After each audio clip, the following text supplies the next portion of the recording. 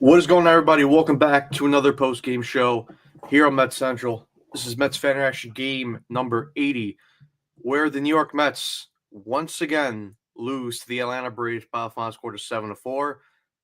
And look, another day, another game to the Braves, and another loss. And look, once again, like I brought up on yesterday's post-game, are we really shocked? No, because this team right now was just playing some all-time bad baseball, and you guys know the old saying, when you're well, I don't think the Mets are a bad team as a whole, but in this situation, when they're playing really bad baseball, and when you play this type of baseball, you're going to lose games. You're going to lose games.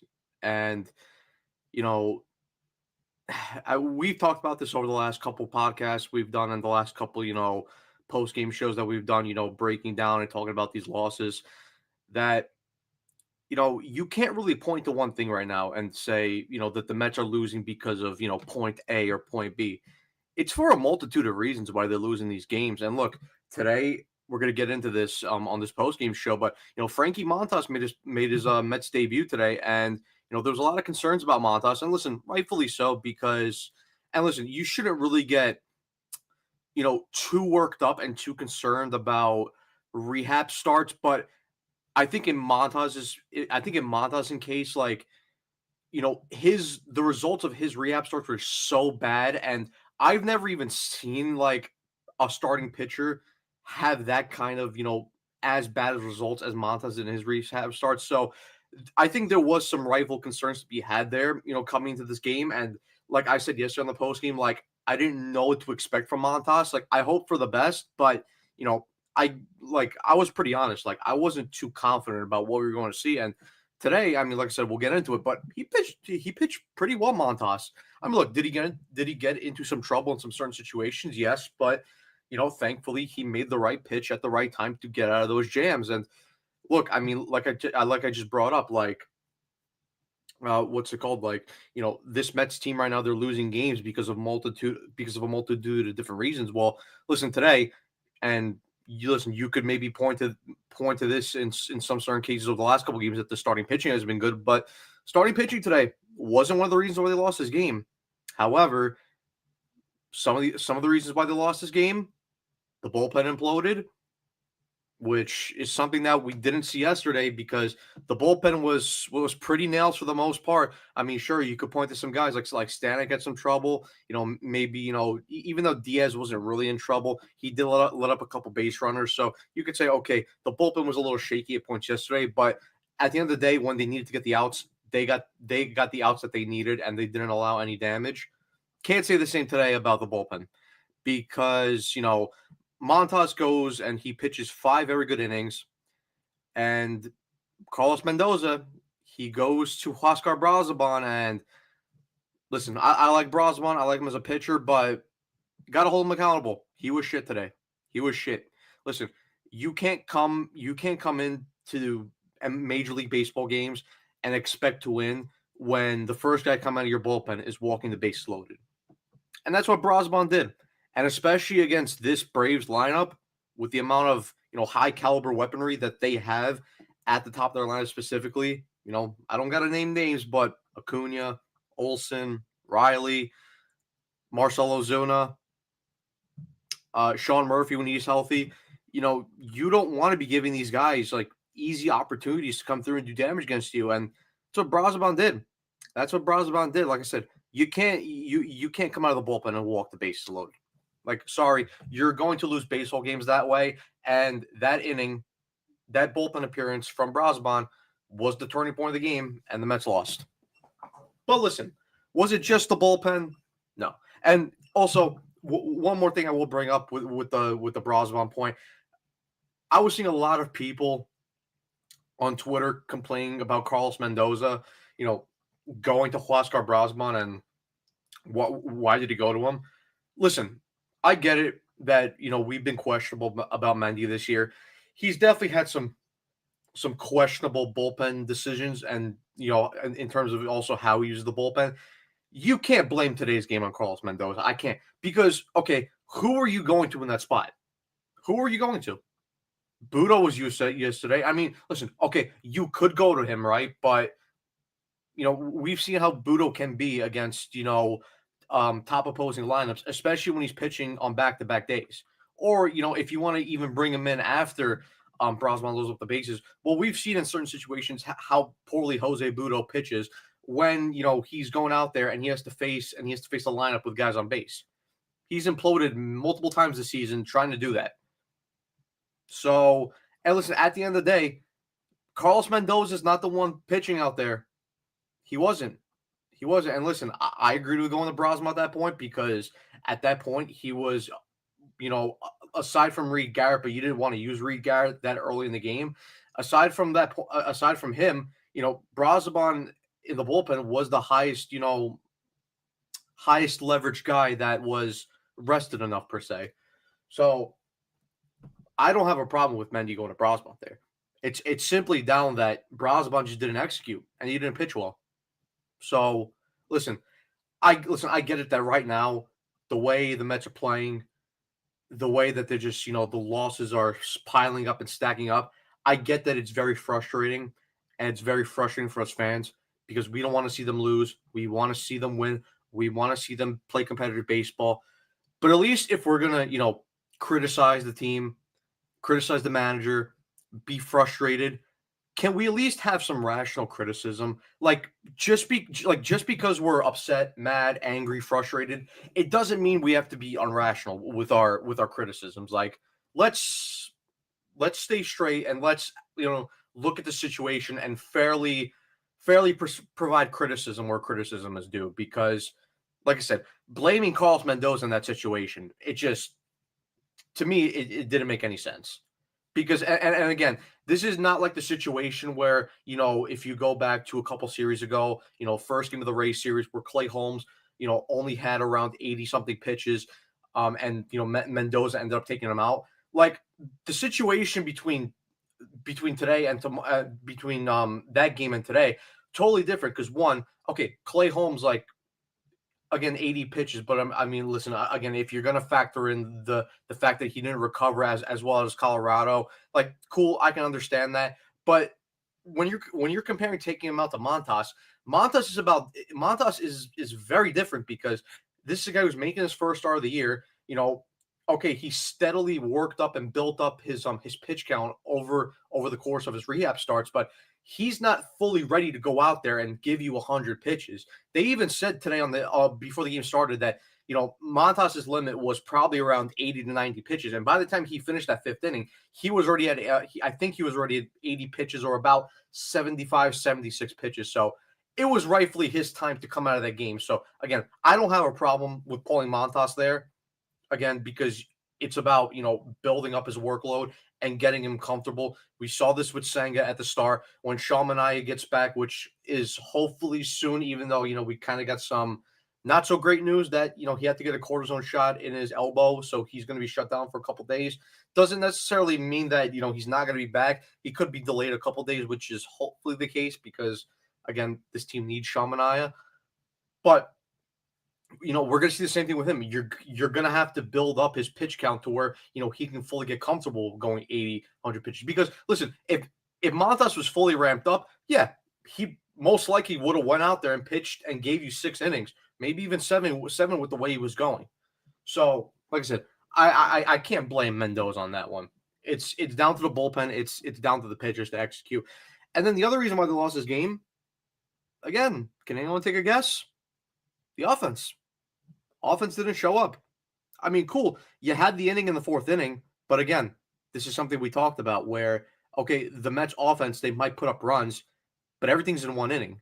Or, you might get a bunch of runs in 1 inning, and then you might get one little run tacked on late, like we saw today in the 9th inning, where the Mets tried to at least, put a comeback together, which failed and fell flat on its face. But it's not good enough. It's not good enough, and it's all around problems right now because if it's not one thing, it's another thing, or it's just a multitude of reasons why they're losing these games. And today, like I said, bullpen and offense, that was the main reason because you can't blame Frankie Montas. He did all he could. So, God, let me tell you, it's tough watching this team right now. It's tough. Seeing a couple weeks ago how, I mean, they just came off of back-to-back sweeps against the Rockies and the Nationals.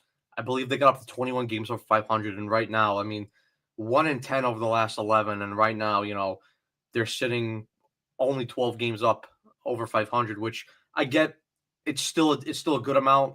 It's still a lot, 12 games over 500, but the fact that within over 3.5 series, the fact that you went down from 21 games over 500 to 12 games over 500, that's not good enough. That's unacceptable. And again, like I talked about yesterday, people need to be held accountable. And because right now, I mean, listen, you really can't make any big time trades right now because again, like the teams, like who's selling right now? And once again, I said only the bottom feeders are going to be selling right now. And again, what do they have to offer that this Mets team is going to need to compete and take that next step? There is nothing. And right now, like there's still about a month. There's still about a month and a week. Evan, okay, I got you. Listen, there's still about a month and a week, or like I said, a month about till the trade deadline. So this team is just gonna have to grind this out until then. And I mean, it's tough right now.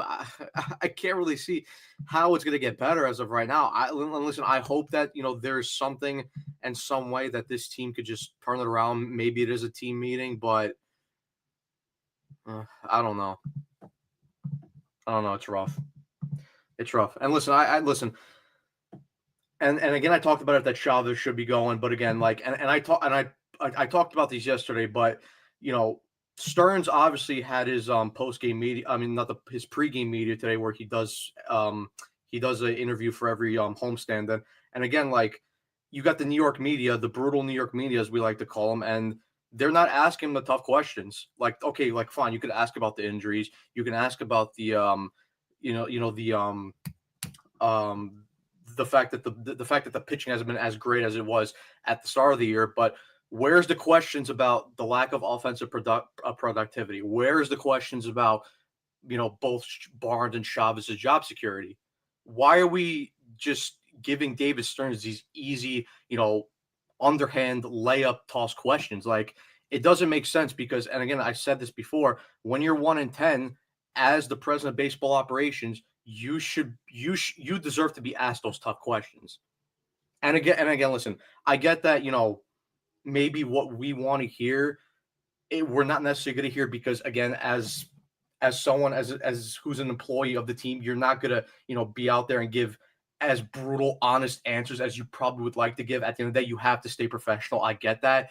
But again, I want to hear because again, 1-10, like, I'm sorry, but you got to make some type of change. And as I said, if it's not going to be through trades right now because it's too early to make those big time trades, well, then someone from the coaching staff is going to have to go. And again, you're not going to fire Mendoza because he's only been here a year and a half. I mean, technically you could, but I don't know if that's going to necessarily change anything.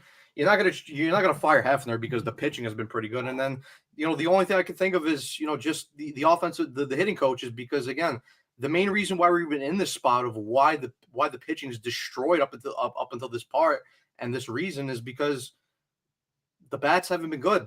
And and we've talked about this before at the start of the year, but when you're in these amount of close games and you're forcing your pitching staff to be pin perfect every single time and you're forcing them to pitch in these high leverage situations every single time, it's going to catch up to you. Guys are going to get hurt. Guys are going to become inconsistent, and this is just where we are now. But Evan, sorry I was talking that much. Go ahead, speak. Have your time. No, you're good. I was actually about to set up the live stream. I didn't realize you went live because I was busy at the gym because I needed to get my anger out somehow because I mean, the thing is, like, there's only so much more yelling and screaming I could do about this. It's just I've just had enough of the garbage with this team. It's just completely ridiculous how you have half a bullpen that's just not functioning, in part because your starting pitching doesn't go deep enough in the games, and in part because half of them are waiver claims at this point, or just, picked up off picked up from Syracuse, from other organizations, just sloppy seconds. That's how this bullpen's put together right now. And I get David Stern said it will be volatile bullpens throughout seasons, but it's just very annoying that this is where we're at with the bullpen, because now you're seeing Brosbon break down, Reed Garrett's breaking down, all these guys breaking down. Dednell Nunez isn't what we thought. He might have just peaked last year, and it sucks to say that because I love Dednell Nunez, and I thought he would be a valuable arm. But yet again, it's the same conversation where you could blame the pitching a lot, which, I don't get me wrong, the pitching does not get off the hook for the way that they've played. But, and just to stay on the pitching for a second, I don't know, I'm sure you talked about this. I don't understand, and I'm someone that will criticize Carlos Mendoza right away. I am the first guy that will critique the manager, say if I disagree. How are people blaming Mendoza for what happened tonight? How do you blame him? Who did you want him to put in? It's a 3-0 game. Brazoban's been sharp all year, been eating innings for you all year.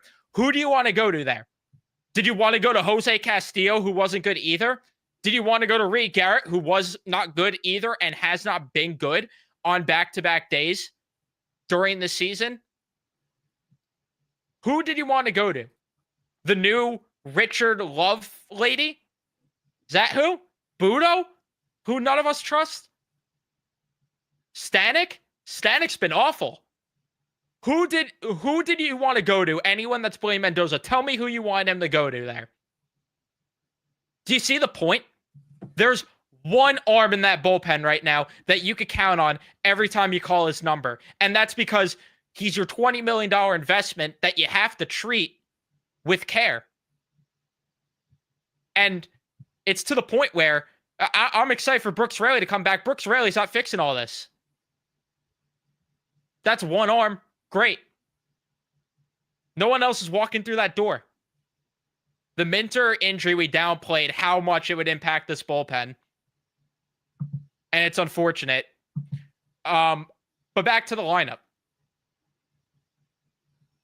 I'm so tired of just watching this team trot out the top 4 guys, and then you have a bunch of meh to below average players. And the top guys, they don't get it done with runners in scoring position. They don't. You could tell me Juan Soto's been producing more. He has. You could tell me Brandon Nimmo's been producing more. He has. Lindor and Alonso, I know they've slowed down, but every now and then when they produce, the common denominator is they are not getting it done with guys in scoring position. And the rest of the lineup is below average ball players outside of Jeff McNeil, who's above average, but yet again, same theme there, not getting it done in the clutch, even though he had an RBI tonight. The bottom of the order was actually the only ones getting it, but more times than not, it is them that are not coming through. 5 hits tonight. You faced Spencer Strider last week. You saw all of these pitchers last week multiple times that came out of the bullpen today. You're telling me you can't hit off Aniel De Los Santos enough? Rafael Montero? It's pathetic. It's pathetic. This offense is making too much money to be getting let off the hook for this garbage. I don't care if Spencer Strider's a good pitcher. This is what you're going to see in the playoffs. And this team right now is in a spot where they have to look at themselves in the mirror and more. How someone has not got fired to this point is beyond me. What, because you won one game in Philly where you scored 11 runs? That's an outlier. It's like we talk about with the Rangers where, every now and then, they'll have one game a month where they look dominant 5-on-5. And it's like, we don't have to address the issues anymore. Why? Because one game, that is an outlier? The outlier is that game where they put up 11 runs. The outlier is when they put up those runs in Washington back in May or whenever it was, or April. Those are outlier games. Anyone could tell you, if you look under the hood and break down each of these games, this is what the offense is. It's just the pitching is not masking how poor it has been. That's it. There's no ifs, ands, or buts about it. That's it. And the fact that every single game feels out of reach, no matter the score. Down 1 run, down 2 runs, especially. And then once it's 3, forget it. Once it's 3 runs, turn the TV off. This team doesn't come back down from 3 runs. It just does not happen. And the personnel, there's too much talent here for them to be this bad. And how, again, none of the hitting coaches, both of them should be going. But the fact that no one has faced any sort of repercussions for this stretch here is beyond me. And Brian, listen, I feel bad that you did. I'm sorry, and I'm not trying to like sound like an asshole or anything, but I feel bad that you fell for it. I feel bad for everyone that sat in the ballpark tonight in 100-degree weather to watch this dog shit baseball team. How there wasn't more booze, maybe some beer cans on the field, which, listen, I'm not advocating for that, but like how there was nothing to that extreme is beyond me, to be honest with you. I would have been booing them to no end tonight. They are dogging it out there. You're getting beat by Nick Allen? Nick Allen. How come their bottom of the order comes through? How come their players come through with runners at score position? Matt Olson, 2 for 4 with 3 RBIs today. Acuna has an 0 for 3 day. It's okay. Olson picks it up. Ozuna with 3 walks. This team, nope. Nope. No one's picking up one another. And then, I mean, forget about cohesion. They have not been cohesive once this season as an offense outside of maybe that game in DC and maybe the game in Philly this week. That's it. I believe there's only been one time this year that the Mets in one game have put up near or double digit. And in this case, they did put up double digits because it was that last game in Nationals Park where I believe they put up like 13, 14 runs. There was only been one time where this team puts up double-digit runs, and then the next game they followed up with 5 runs or more, and that was the first game in Arizona where I believe they put up 7 runs. It's only happened one time this year, which for this offense is not good enough. Because and listen, like I talked about this yesterday on the post game, but listen, I'm not asking for back-to-back or 3 straight games of 10+ runs. I'm not going to complain if it does happen, but I'm not even asking for you to score 10+ runs in over 3+ games because, again, like pitching matchups and, how teams play, like most of the time that's not going to happen. Even the best lineups in baseball don't even give you that sometimes. But can we at least follow up some of these high scoring games with 6, 5, 7 run games? Like, is that too much to ask for? I mean, I guess in this case it is because, I mean, how many times do we see this team put up 10 runs, 11 runs in the game, and then you can't even really get excited for the next game because you just know that the offense is going to, come back down, or not even come back down to earth, but just fall flat. I mean, like they put up the 11 runs in that second game of the Phillies series, and I'm like, okay, cool, but are they going to do it tomorrow? And we both said that. Yep. They only put up 2 or 3 runs, I believe. And listen, that was mainly because, I mean, listen, the main reason why, they had that a big offensive outburst is because, I mean, again, you got 2 home runs from Soto, 2 home runs from Nimmo, a home run from Lindor. Pete, I believe, had a big RBI hit in that game. And again, it's like, okay, like, cool. Like, again, you want your top of the order to produce like that, but you're not going to get 2 home runs from Soto every game. You're not going to get 2 home runs from Nimmo every game. Like the bottom of the lineup eventually has to come through at some point, and you see it. And I believe, because I saw this earlier on Twitter, but I forgot if it was from 1 to 4 or from 1 to 5. But and in this instance, I'll just say from 1 to 5. But from 1 to 5 through 6 through 9 in the batting order, the Mets statistically have the biggest drop off in batting average from the top 5 and then 6 through 9. The biggest out of every team in Major League Baseball. And again, it's one of the main reasons why they're losing, because again, people have been, putting in the comments all the time. I mean, Max right here, 6 through 9 are basically free outs. Yeah. And it's true. Yeah, because you're either trotting out their prospects that are not getting it done. And I texted this in the group chat yesterday, and I stand by it. You did not listen, I'm not saying David Stearns needs to be fired. I am not saying he is a bad general manager by any means, but he failed by acquiring veterans to help fill out the bottom of the lineup and push these younger players to perform better. It is that simple. Last year, they had Jose Iglesias to help push the guys. You had JD Martinez on this team.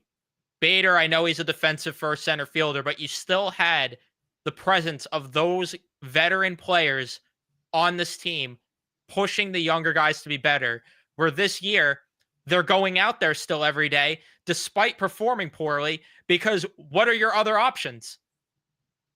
There's no other options, and no one's walking through the door outside of Vientos. And when will we see Winker? I don't know. And those two, are they really improving? Because I was not happy with what we saw from Vientos before the injury, and hopefully being in Syracuse will help him a bit.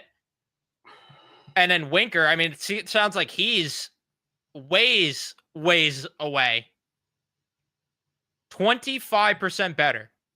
That is all we've been asking for with runners in scoring position. Be 25% better than you are. It's like, again, I hate to keep comparing to hockey, but it's like we talk about with the Rangers.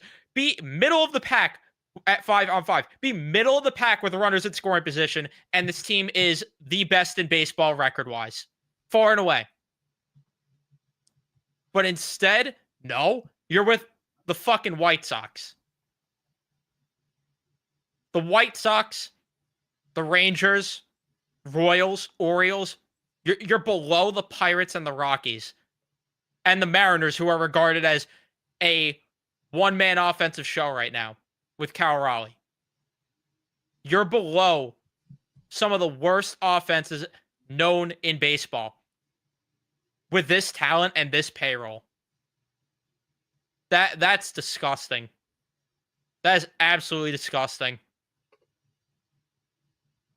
And again, Stearns, I'm sorry, but I have to hold him accountable for that. There needed to be, and I'm not asking him, I'm not saying he had to go out there and spend the big bucks to go and, like, again, it was out of his control getting Teoscar Hernandez or like Jock Peterson, those type of guys. Get marginal players like you did last year. Guys to fill in the margins to push these younger guys to be better.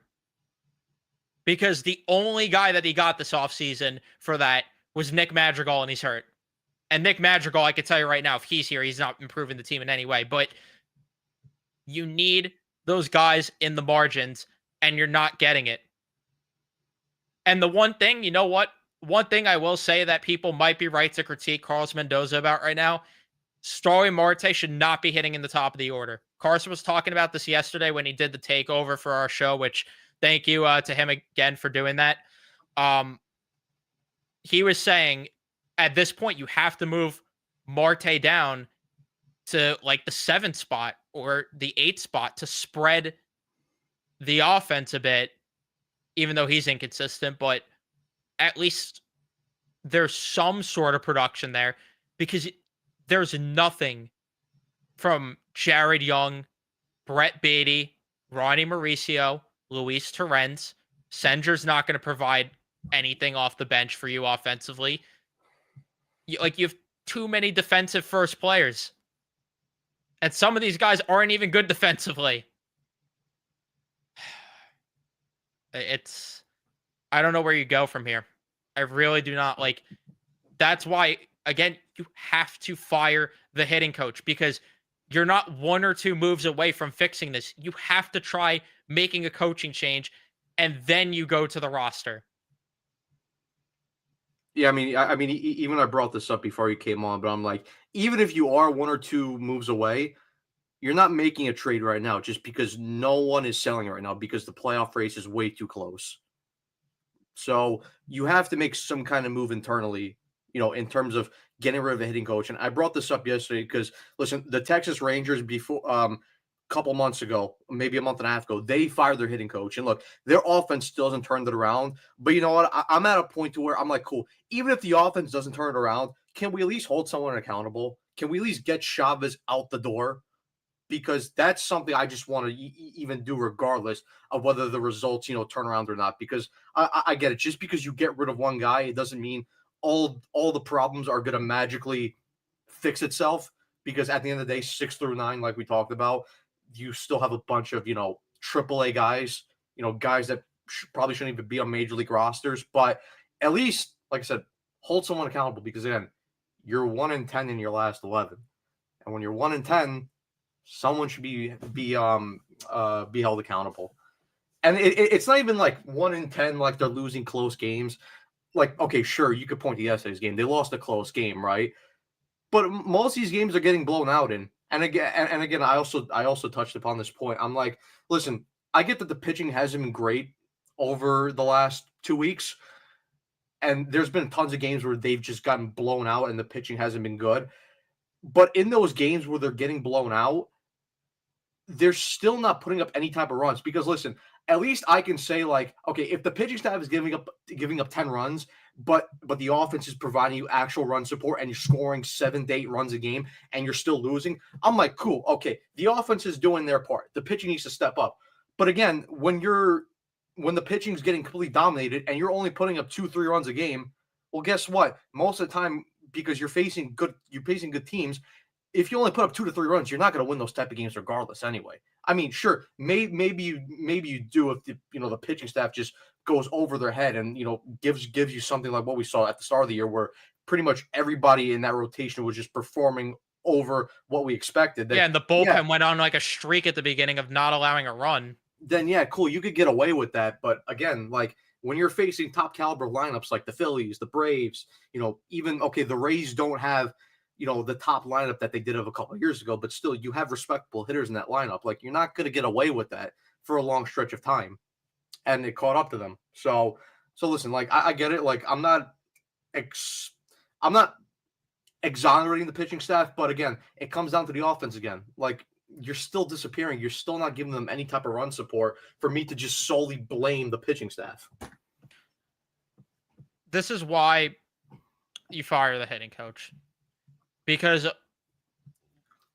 and again, I agree that you're not going to fix the problem at the snap of a finger by firing the hitting coach. You might not find the right guy, but I could tell you right now, why is it that the Tampa Bay Rays, who are constantly a revolving door of players, top of the league with runners at scoring position, the Houston Astros, I've been pointing to this for weeks now. They lost Bregman and Tucker this offseason, and Jordan has not been healthy. They are still towards the top with runners in scoring position. The Cardinals replace guys every year. Top of the league with runners in scoring position. The Washington Nationals are top 10 in OPS with runners in scoring position. So other teams are able to get their guys to come up and perform well because, that's one thing. And I get Stearns kind of has to say it to not destroy the confidence of these kids. But when he was asked about that today, and he was basically like, people are, we don't talk about enough how much of a jump there is from AAA to the MLB. Why is it that I'm watching teams call up these kids and they're performing and help filling in the margins for these teams? It's just not happening here. Like you have a plethora of these guys too, and you're telling me one guy can't perform? One. Not one. But these teams could pick up guys off waivers, bring up their prospects, like the Astros, Cam Smith comes up, and he was garbage the first month, and ever since he got called back up, filling in the margins for the Astros, providing some help in that lineup. You look around the league at plenty of other teams, and it's the same exact thing. But this team, nope. Nope. I don't know what it is. Like, the Nationals are filled with young talent, and you would think maybe there'd be growing pains there, and they'd struggle offensively because of that. They seem to have it fine. You know what they did too? They acquired a bunch of top prospects and they developed them the right way. I mean, look at how James Wood is doing when you actually maximize his skill set versus telling him, yeah, do you think that your power hitting's good? Because nah, we don't. Stop pulling the ball, James. You don't see the Nationals doing that, and look at what they have there. I'm asking them to hit on one of these guys. Like, it's the fact that none of these guys are working out. Could you imagine where this team would be? And I'll be the first to put my hand up and say, I was one of the people that was saying, if you lose Alonso, it's a business. There's a certain price point you sign him out. But could you imagine the world where he did leave, where this team would be? This team is not even in second in the division right now. Because that first month, 2 months, even though he's not been hitting well lately, offense ran through him. And then you would have had to give an opportunity to another one of these young guys.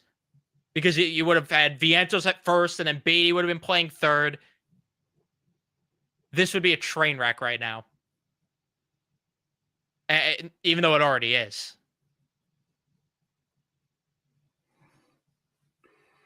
I mean, yeah, with the young guys, I mean, listen, I know Mauricio's been struggling. I don't want to kill the kid too much because it's clear that he was brought up here way too quickly. And again, that was just due to injury.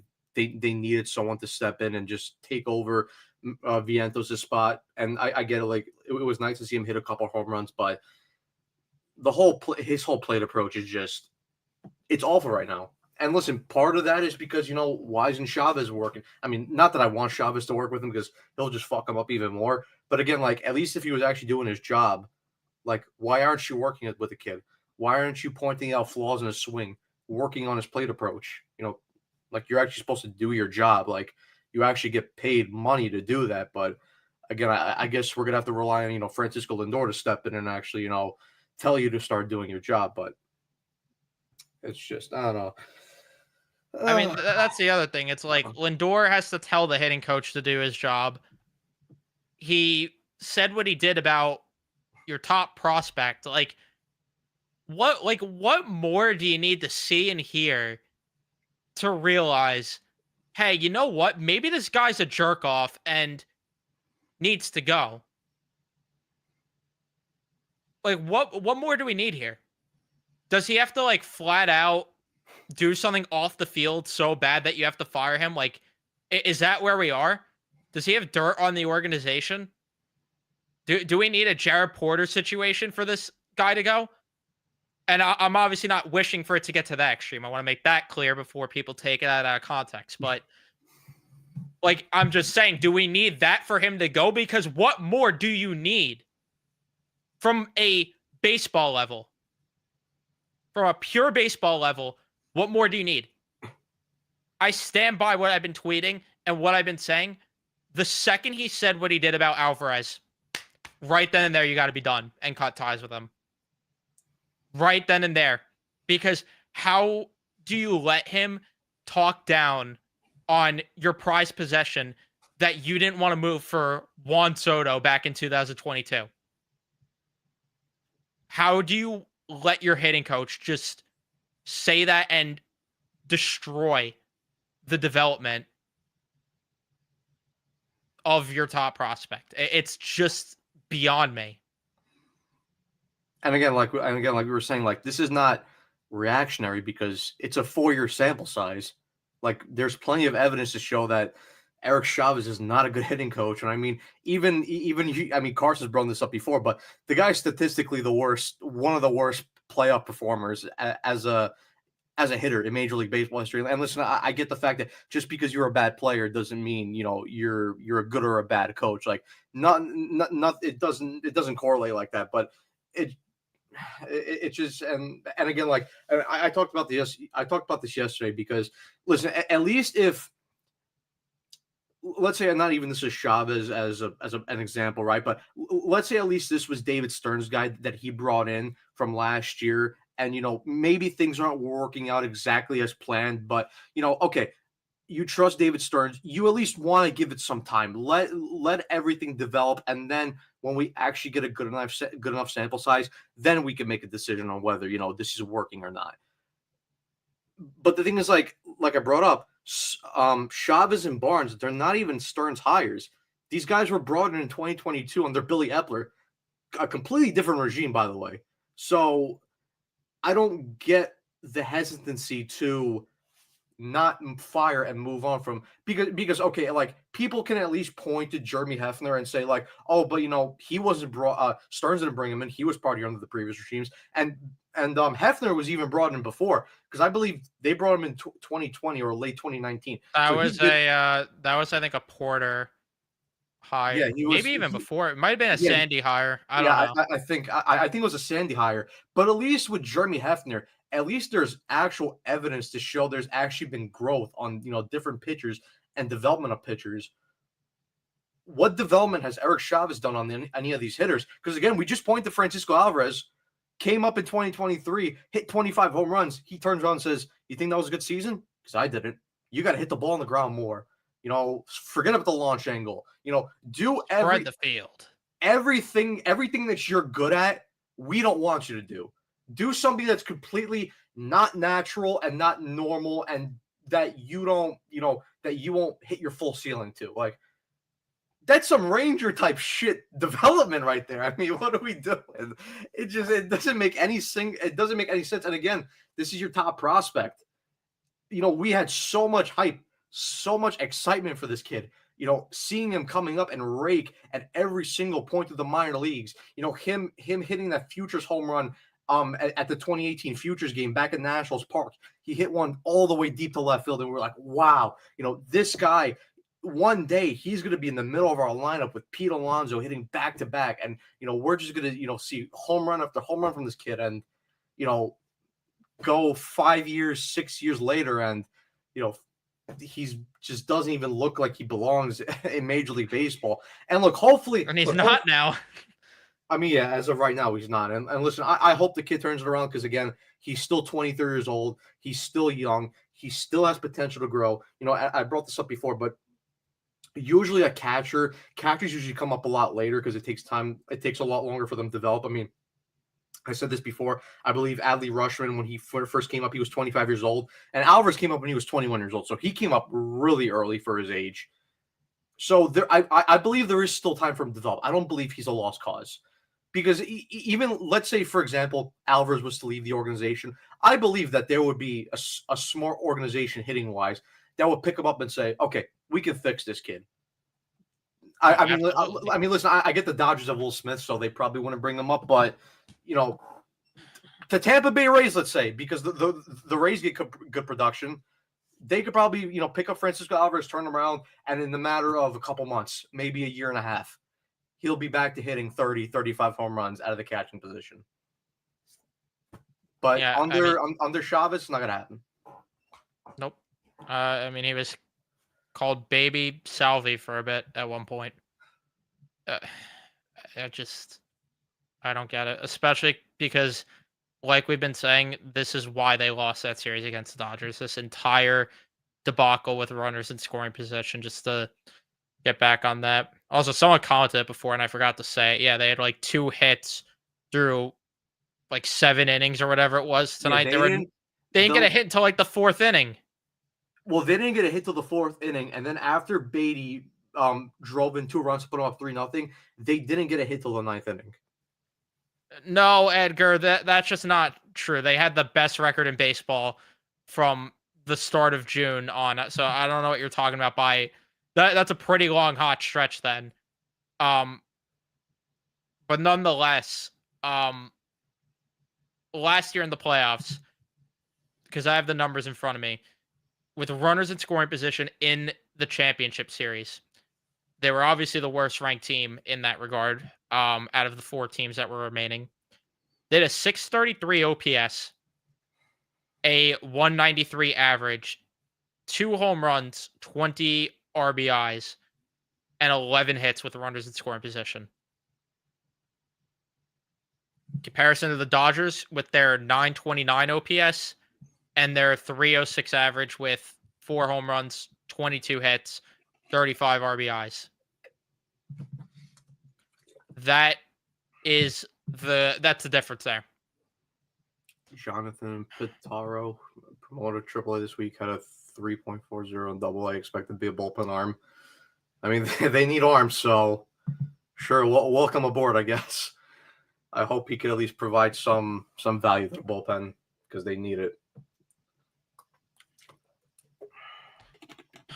But yeah, I mean, listen, this has been a long post game, but before we get out of here, let's just because I said before when I first came on I was going to touch on him, but then we got on the whole tirade about the offense, and rightfully so. But Montas pitched surprisingly well. What did you think about his start? Yeah, I was happy to see Montas go out there and um, shut me up certainly because in that first inning, like I was already getting pissed off with the way that was going with the walk and then the single. But credit to him. I mean, he settled in. Did face a little trouble every now and then, like the third inning. He walked a few batters here and there, but I mean, I thought he was doing a really good job with the location, especially, which is something that Stearns was talking about in his media availability. That like the last start, you really started to see the location improve, and he definitely saw that tonight. And the stuff obviously was just really, really good tonight, as it usually is. Honestly, like usually it's a stuff issue with Montas. Usually it's a command issue. And honestly, I thought he kind of got screwed on a couple of calls here and there that maybe could have got him, by the first inning a little bit easier and by the third inning a bit easier. But I was encouraged to see, we'll see how he builds on this. That's more important than anything because it's just one start at the end of the day. But definitely encouraging after his 12.5 ERA or whatever it was down in Syracuse.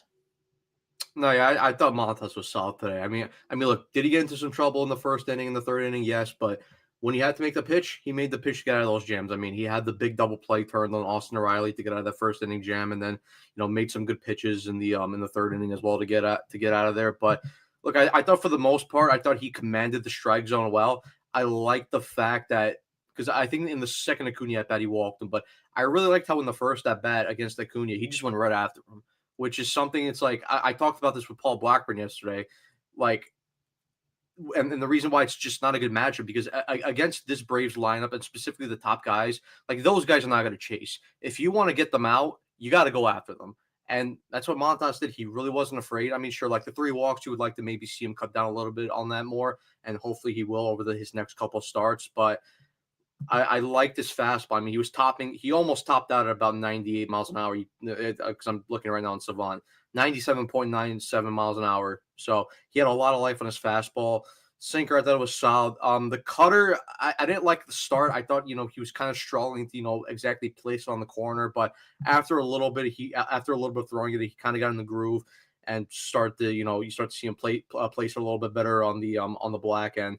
Got some swings and misses on that. But I mean, even like I said with the fastball, I mean, 18 swings, 9 whiffs. I love the Montas' fastball today. The only thing I'm a little bit concerned on, and this is something that we saw with Blackburn because again, it's Montas' first start. I want to see how he goes into his next start because again, like with Blackburn, because he pitched very well against the Dodgers, but I think part of the reason why he pitched that well was just because adrenaline. He hadn't made a start for so long. Now that you're back up there, you're back there on the mound. You just really wanted to be there, and I think adrenaline really got Blackburn through that start.